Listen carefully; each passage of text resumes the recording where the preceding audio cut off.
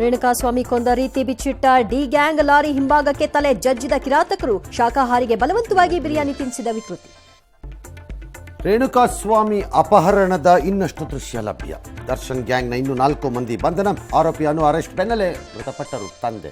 ದರ್ಶನ್ಗೆ ರಾಜಾತಿಥ್ಯ ಆರೋಪ ನಿರಾಕರಿಸಿದ ಸರ್ಕಾರ. ಆಕ್ರೋಶ ಬೆನ್ನಲ್ಲೇ ರಸ್ತೆ ಬ್ಯಾರಿಕೇಡ್ ತೆರವು. ಚನ್ನಪಟ್ಟಣದಲ್ಲಿ ಸ್ಪರ್ಧಿಸಲು ಮುಂದಾಗಿದ್ರ ದರ್ಶನ್. ಪೋಕ್ಸೋ ಕೇಸಲ್ಲಿ ಯಡಿಯೂರಪ್ಪನವರಿಗೆ ಮಧ್ಯಂತರ ರಿಲೀಫ್. 2 ವಾರ ಬಂಧಿಸದಂತೆ ಹೈಕೋರ್ಟ್ ಆದೇಶ. ದ್ವೇಷದ ಆರೋಪ ಅಲ್ಲಗೆಳೆಯಿತು ಸರ್ಕಾರ.